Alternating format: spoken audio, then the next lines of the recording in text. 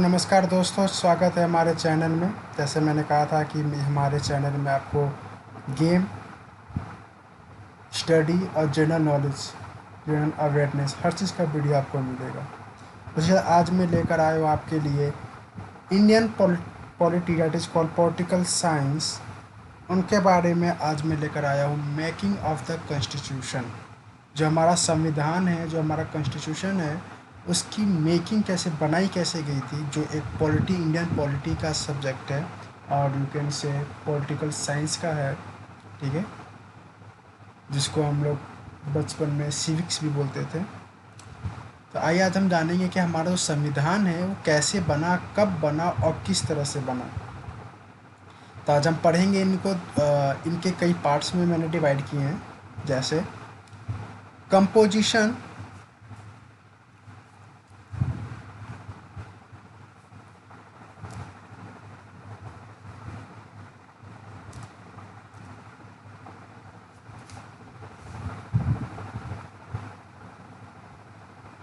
जैसे हमने यहाँ पे देखा है कि 5 पार्ट्स मैंने इसको डिवाइड किए हैं। पहला पार्ट जो है वो है composition of the constitution assembly, दूसरा है working of the constitution assembly, तीसरा है ऑब्जेक्टिव, चौथा है ड्राफ्टिंग कमेटी और पांचवा है इम्पोर्टेंट पॉइंट। इसका मतलब क्या है? कंपोजिशन का मतलब है कि आपने बच्चों ने पढ़ा भी होगा होमोजीनियस कंपोजिशन। कंपोजिशन का मतलब होता है मिक्स करना। ठीक है, हेटरोजीनियस कंपोजिशन और मिक्सचर उसे कहते हैं। कंपोजिशन मतलब कैसे कंपोस्ट किया, कैसे मिक्स हुआ, कैसे लोग एक साथ हुए, ये वो कंपोजिशन। वर्किंग, उन्होंने साथ में काम कैसे किया। ऑब्जेक्टिव, क्या मकसद था, किस टाइप का संविधान बनाना चाहते थे। ड्राफ्टिंग कमेटी, कमेटी कितनी बनी थी और उसमें ड्राफ्टिंग कमेटी क्या था। ठीक है, कितनी टाइप की कमेटी थी और किस कमेटी के किसको रोल दिए गए थे। और कुछ इम्पोर्टेंट पॉइंट, इम्पोर्टेंट फैक्ट जो यहाँ पे हमें पढ़ना है। कुछ स्पेशल चीज़ें जो इम्पोर्टेंट पॉइंट थे इसके अंदर, उनके बारे में आज हम यहाँ पर पढ़ेंगे। बिल्कुल इम्पोर्टेंट पॉइंट्स।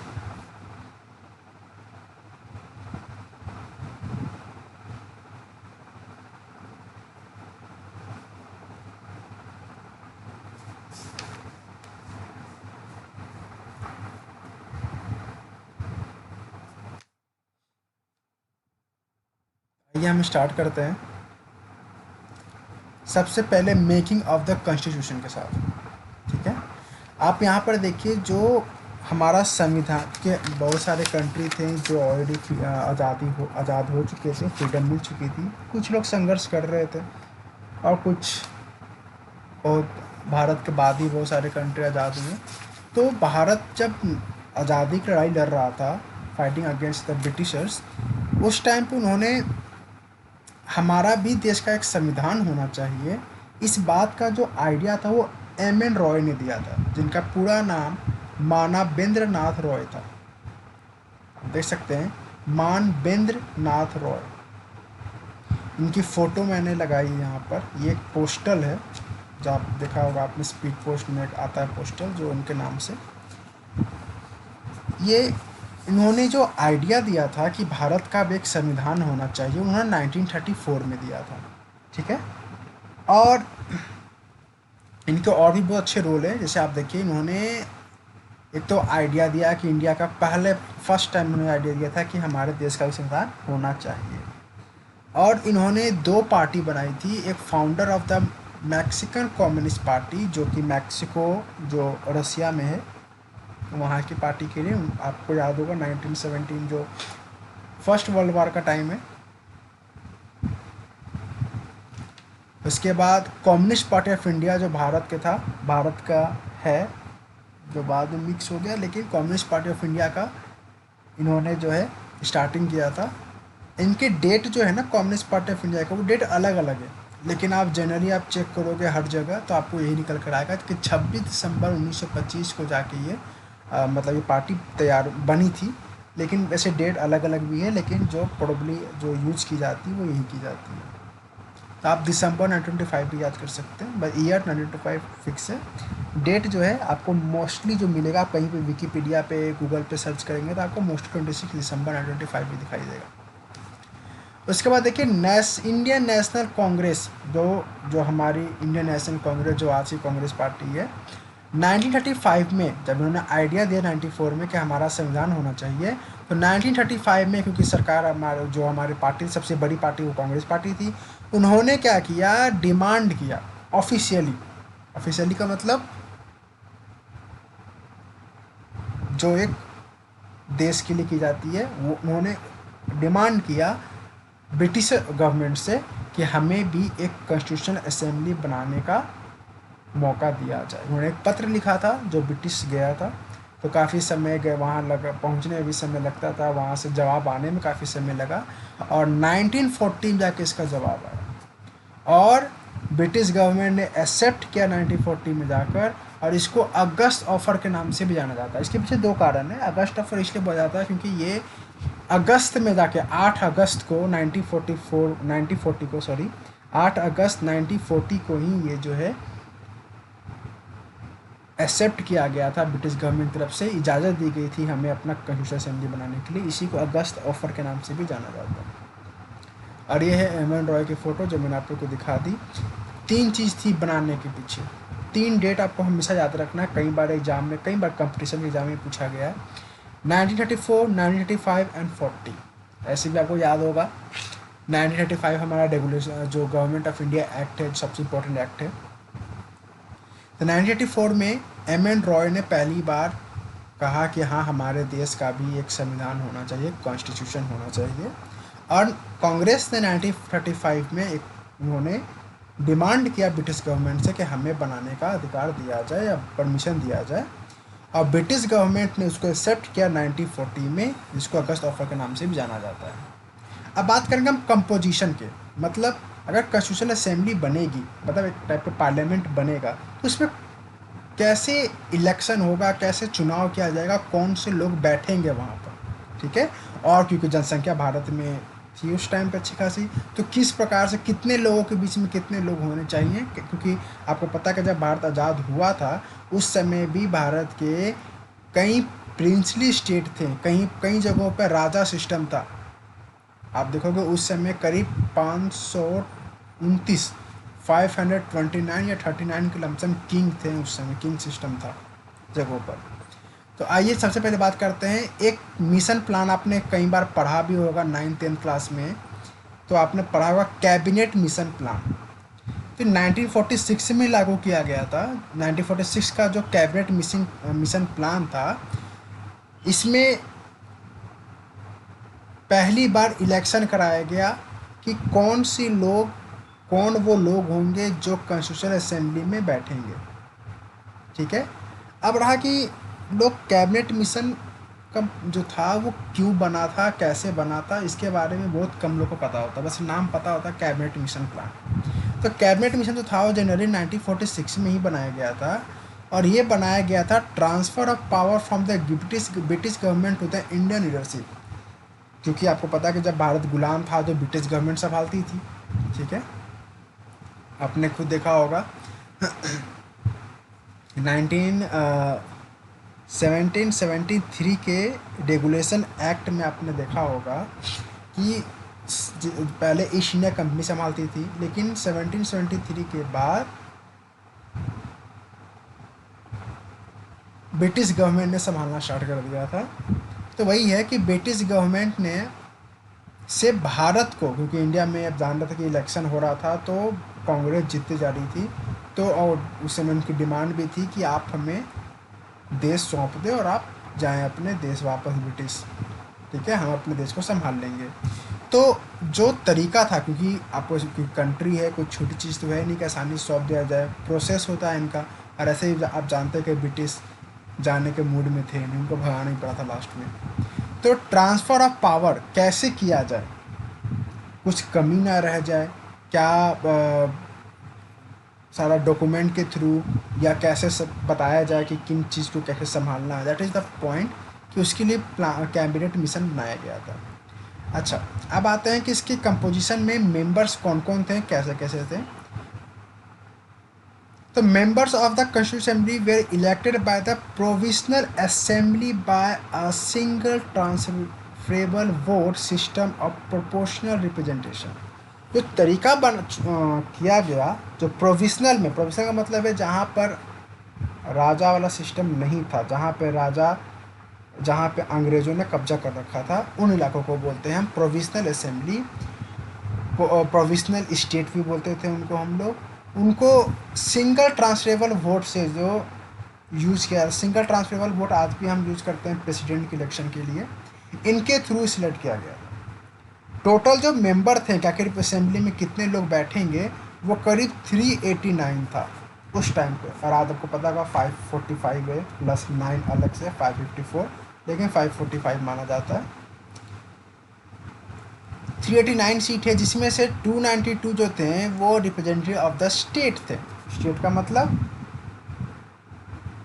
वो राज्य, वो जगह, वो डिस्ट्रिक्ट जहाँ पर अंग्रेज का शासन था, और वहाँ से लोग चुने गए इलेक्शन के थ्रू। 93 प्रिंसली स्टेट थे, आप समझ गए होंगे, जहाँ के राजा थे तो सिंपल सी बात है, राजा ही खड़ा होगा, या फिर राजा अगर किसी और को चाहता है भेजना अपने जगह पे तो वो भेज सकता है। और 4 जो थे, 4 where from the chief commissioner province of Delhi, Ajmer Merwara, कौड़, कौड़ एक डिस्ट्रिक्ट है कर्नाटका में, और एक ब्रिटिश बलूचिस्तान जो आज पाकिस्तान में। ये वो 4 जगह हैं जहाँ पर चीफ कमिश्नर प्रोविंस था, चीफ कमिश्नर थे ब्रिटिश के, उनको शामिल किया गया था। तो टोटल समझ में आ गया 292 जो कि स्टेट में इलेक्शन के द्वारा चुना गया था रिप्रेजेंटेटिव, जो फेमस थे नेता के तौर पे। और उनमें से मान लीजिए उसके बाद 93 प्रिंसली स्टेट थे, और 4 जो थे वो चीफ कमिश्नर थे जो इन जगहों के मौजूद थे। 1 seat was to be for every million population. अब जब क्योंकि चुना जा रहा था लोगों को कि भाई इलेक्शन चुनना है हमें, तो कैसे चुना जाए। हो सकता है ना, जैसे मान लीजिए कोई एक डिस्ट्रिक्ट है, अब उस डिस्ट्रिक्ट में करीब 5 लाख लोग रहते हैं, ठीक है, हो सकता है, ये भी तो हो सकता है वहाँ से कोई 2 नेता बन जाए, तो ऐसा पॉसिबल नहीं है ना। और कहीं पर ऐसा भी होता है कि 10-20 लाख लोग हैं, वहाँ पे कोई नेता नहीं है। तो इसको यूनिफॉर्म करने के लिए एक सिंपल तरीका चुना गया कि एक सीट जो होगा वो 10 लाख लोगों के हिसाब से होगा। सोच लीजिए, हर 10 लाख पे, यानी कि 1 मिलियन पे, एवर मिलियन पॉपुलेशन है यहाँ पर, यानी कि एवरी मिलियन पॉपुलेशन, तो 1 मिलियन में होते हैं 10 लाख, तो करीब एक सीट 10 लाख कहीं पे से चुना गया। और आज भी यही प्रोसीजर है हमारे यहाँ, आज भी जो चुने जाते हैं उसी आधार पर चुने जाते हैं कि कितने मुखिया होंगे, या कितने एमएलए होंगे, या एमपी होंगे। अब हम आते हैं थर्ड चीज़ जो हमारा है, वर्किंग ऑफ द कॉन्स्टिट्यूशन। हमारा काम कब चालू हुआ और कैसे चालू हुआ। आप देखिए, पहली जो मीटिंग बैठी थी जब सिलेक्शन हो गया 389 मेंबर्स का, तो अब इनकी मीटिंग होनी थी। पहली मीटिंग जो थी वो 9 दिसंबर 1946 में हुआ था। 1947 भारत आज़ाद हुआ था, लेकिन उसके 1 साल पहले 1946 9 दिसंबर को पहली मीटिंग हुई थी। और ये क्वेश्चन बहुत बार कई एग्जाम में आया है कि जनरल कंपटीशन के अंदर। और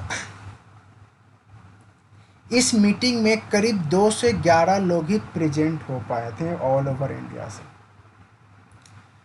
और इस मीटिंग में डॉक्टर सच्चिदानंद सिन्हा जो सबसे ओल्डेस्ट थे, उम्र के मामले में सबसे बड़े थे, उनको as a temporary president of the assembly बना दिया गया था, या ये के लिए प्रेसिडेंट बना दिया गया था, क्योंकि सभी लोग पहुँचे नहीं थे, सिर्फ 211 मेंबर थे, ठीक है। तो उस हिसाब से आपस में कंट्रीब्यूशन करके, आपस में समझौता करते हुए इन्होंने सच्चिदानंद सिन्हा, उनके सबसे बड़े थे उम्र में, उनको बनाया। और ये उनकी तस्वीर है जो आप स्क्रीन पे देख पा रहे हैं। दूसरी मीटिंग जो हुई थी वो ठीक 2 दिन बाद 11 दिसंबर को हुआ था, और इस दिन लगभग सभी पहुंच गए थे। और इस दिन जाके डॉक्टर राजेंद्र प्रसाद, जो हमारे फर्स्ट प्रेसिडेंट ऑफ इंडिया बने, इनको प्रेसिडेंट बनाया गया। और वाइस प्रेसिडेंट बनाया गया हरेंद्र कुंवर मुखर्जी, जिसको HC मुखर्जी के नाम से भी जानते हैं। अब मुखर्जी के स्पेलिंग में कई जगह पे आप MOO देखेंगे, कहीं पे MU भी देखेंगे आप, तो आपको ज़्यादातर MOO ही दिखाई देगा। इसको HC मुखर्जी के नाम से भी जानते हैं, जो कि वाइस प्रेसिडेंट थे। और तीसरे, ये उनकी तस्वीर है, ये डॉक्टर राजेंद्र प्रसाद की है, ये HC मुखर्जी की है।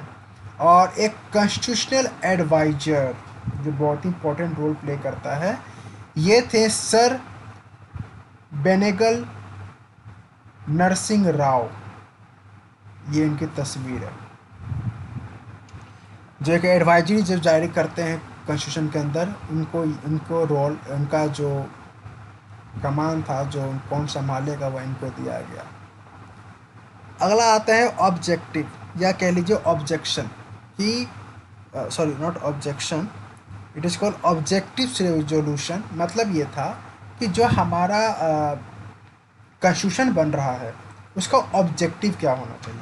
देखिए, हर चीज़ का एक ऑब्जेक्टिव होता है। जैसे आप कोई भी काम करने जाते हैं, मान लीजिए आप पढ़ाई कर रहे हैं, आप अगर जनरल नॉलेज की पढ़ाई कर रहे हैं तो आपका एक मकसद होता है।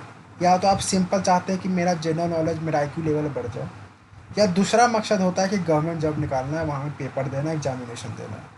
तो हर चीज़ का एक मकसद होता है। अगर आप आज ये वीडियोस देख रहे हैं, पढ़ रहे हैं, इसके दो ही कारण हैं। या तो अपना IQ लेवल बढ़ाना चाहते हैं आप, या तो कोई गवर्नमेंट जॉब में एग्ज़ाम देना चाहते हैं, या सरकार कोई भी कंपटीशन में एग्ज़ाम देना चाहते हैं और वहाँ पे निकालना चाहते हैं। तो इनका भी एक कॉन्स्टिट्यूशन फ्रेम करने का भी एक ऑब्जेक्टिव होता है। तो ऑब्जेक्टिव क्या था, वो जवाहरलाल नेहरू जी ने, पंडित जवाहरलाल नेहरू जी ने ये बात सबके सामने रखी थी 13 दिसंबर 1946 को। यानी कि पहला मीटिंग 9 दिसंबर, दूसरा 11 दिसंबर, और 11 दिसंबर को सारे आ गए, प्रेसिडेंट, वाइस प्रेसिडेंट, एडवाइजर सब सेलेक्ट हो गए। अब 13 दिसंबर को उन्होंने इस मीटिंग का, इस कॉन्स्टिट्यूशन असेंबली का ऑब्जेक्टिव समझाया सभी लोग को, कि देखिए मैं इस टाइप का ऑब्जेक्टिव है, हम चाहते हैं कि हमारा संविधान इस प्रकार से बने, उसका ऑब्जेक्टिव उन्होंने दिया। इसका वीडियो भी आपको यूट्यूब पर है, कभी सर्च करेगा आपको दिख जाएगा। और सभी लोगों ने, उन्होंने इसके फंडामेंटल्स बताएं और फिलॉसफी। फंडामेंटल मतलब किन आधार पे हमारा संविधान बनना चाहिए, और फिलॉसफी मतलब कैसा होना चाहिए, रिटन होना चाहिए, ओरल होना चाहिए। और इस बात को सभी लोगों ने एक्सेप्ट किया, वो किया 22 जनवरी 1947 को। यानी कि उनके जो ऑब्जेक्टिव थे उनको लोगों ने समझा, उनके हर एक वर्ड को समझने का प्रयास किया कि वो कहीं पे सुधार करने की आवश्यकता तो नहीं है, कहीं पे चेंजेस तो नहीं करना। तो उन्होंने लास्ट में 22 जनवरी 1947 को उन्होंने एक्सेप्ट किया कि हाँ, जो रेजोल्यूशन है वो बिल्कुल सही है। अब हम आते हैं सबसे इम्पोर्टेंट पॉइंट के ऊपर। ठीक है, इम्पोर्टेंट पॉइंट देखिए क्या है हमारा, जो हर इंसान को पता होना चाहिए, चाहे तो IQ लेवल के हिसाब से देख लीजिए या तो कंपटीशन के हिसाब से देख लीजिए। नेशनल फ्लैग हमें कब अडॉप्ट किया गया था भारत का, जो हम आज नेशनल फ्लैग देखते हैं वो अडॉप्ट कब किया गया था, तो 22 जुलाई 1947 को किया गया था। क्योंकि उसके पहले थे फ्लैग, लेकिन आपको पता होगा कि पहले उसके पहले कई सारे क्रांति अलग अलग राज्यों से निकलती थी, कहीं प्रिंसली स्टेट था, कहीं प्रोविडेंस स्टेट था, तो उस हिसाब से फ्लैग भी अलग अलग थे। तो एक नेशनल फ्लैग जो लास्ट में पूरा ऑल ओवर इंडिया को सिलेक्ट किया गया, वो 22 जुलाई 1947 में किया गया था। नेशनल एंथम जो हमारा जन गण मन अधिनायक जय हिंद है, देखिए नीचे हमने यहाँ पे रख भी रखा है, आप देखना चाहें तो देख भी सकते हैं। जो जन गण मन अधिनायक जय है, जो हमारा जो है नेशनल एंथम, वो सेलेक्ट किया गया हमारा 24 जनवरी 1950 को, मतलब 26 जनवरी के 2 दिन पहले। नेशनल सॉन्ग जो हमारा वंदे मातरम है, ये रहा वंदे मातरम का जो हमारा है वो सेलेक्ट किया गया था उसी दिन जिस दिन नेशनल एंथम किया गया था, 24 जनवरी 1950। आगे आते हैं टोटल सेशन। जैसे मैंने आपसे कहा कि कॉन्स्टिट्यूशन असेंबली की पहली मीटिंग जो हुई थी वो 9 दिसंबर को हुई थी 1946, सेकेंड 11 दिसंबर, तीसरी 13 दिसंबर।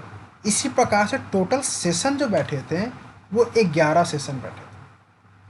और हमारा संविधान बनाने में, कॉन्स्टिट्यूशन को बनाने में जो समय लगा, टाइम लगा, वो करीब 2 साल 11 मंथ 18 दिन लगे। सिंपल याद करने का तरीका, 2 साल 11 महीने 18 दिन, मतलब 3 साल में 12 दिन कम। 3 साल लगे, बस 12 दिन कम लगे। Countries constitution.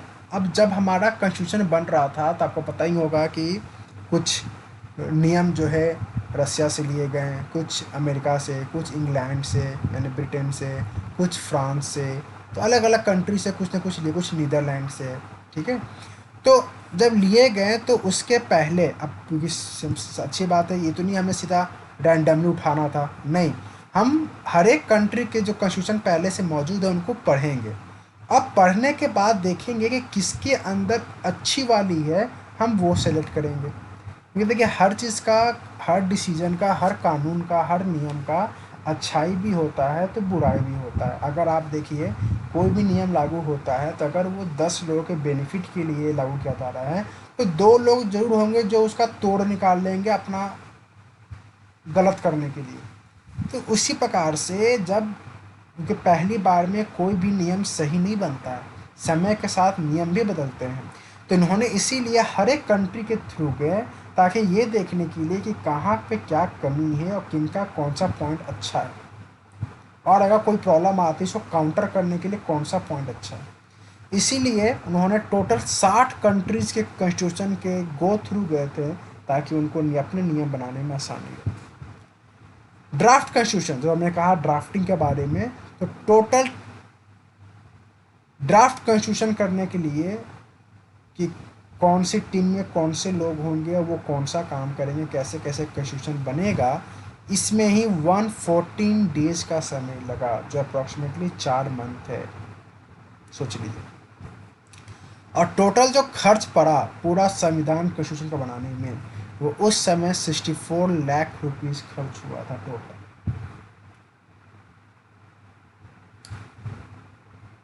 और भी कुछ इंपॉर्टेंट पॉइंट्स है, जैसे यहाँ देखिए 24 जनवरी 1950 को मैंने 2 चीज़ बताया, एक नेशनल एंथम और एक नेशनल सॉन्ग सिलेक्ट किया गया था, सिलेक्ट नहीं, अडॉप्ट किया गया था। और डॉक्टर राजेंद्र प्रसाद को इलेक्ट कर दिया गया था, elected as the first president of India, क्योंकि 26 जनवरी को रिपब्लिक डे था, इनको कर दिया गया। खैर इनको 11 दिसंबर को ही कर दिया गया था 1946 को, लेकिन जब संविधान बन गया, अब रिपब्लिक डे मनाने का समय आ गया तो झंडा भी फहराना है। तो आपको पता होगा, independence day prime minister, Republic day president.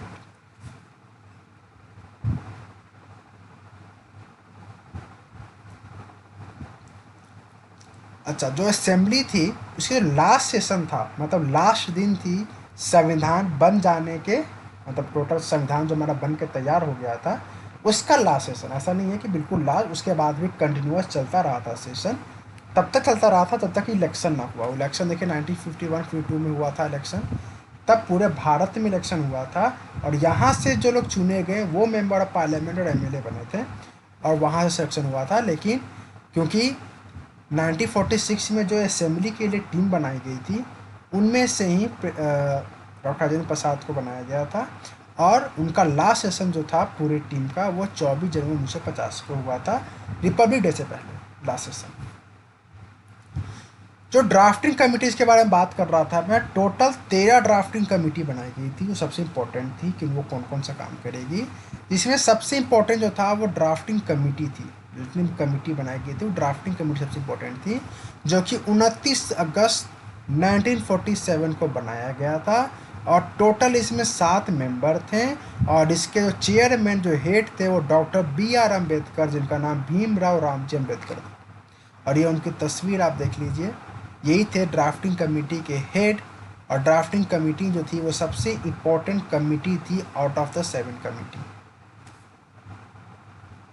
I hope यहाँ तक आप लोग को समझ आया होगा। ये थे वो सारे इम्पोर्टेंट फैक्ट्स और ये थे वो ड्राफ्टिंग कमेटी जो टोटल प्रेजेंट थे, और उसमें सबसे इम्पोर्टेंट ड्राफ्टिंग कमेटी था जो 29 अगस्त 1947 को बनाया गया था, और इसके हेड थे भीमराव रामजी अम्बेडकर। और इसी के साथ ये एक पॉलिटी चैप्टर सब्जेक्ट का एक छोटा सा chapter making of the constitution, इसके अंदर जितने भी मैंने इंपॉर्टेंट पॉइंट्स लिए हैं वो सारे इंपॉर्टेंट आप चेक करिएगा, आपको पता चलेगा कई जनरल कंपटीशन में ये क्वेश्चन आ रखे हैं। मैंने उन्हीं को चैप्टर में से उन्हीं चीज़ों में से इम्पोर्टेंट क्वेश्चन को का ये बनाया है ताकि जनरल अवेयरनेस जनरल नॉलेज ऐसे भी लोग को पता होना चाहिए। अगर कोई वीडियो पसंद आया हो तो हमारे चैनल को लाइक करें, सब्सक्राइब करें, और इसी टाइप का गेम, स्टडी और जनरल नॉलेज के वीडियोस के लिए चैनल को लाइक कर को सब्सक्राइब कर लीजिए। हम आपके समझ आते रहेंगे इस टाइप के वीडियो लेके। धन्यवाद, थैंक यू सो मच।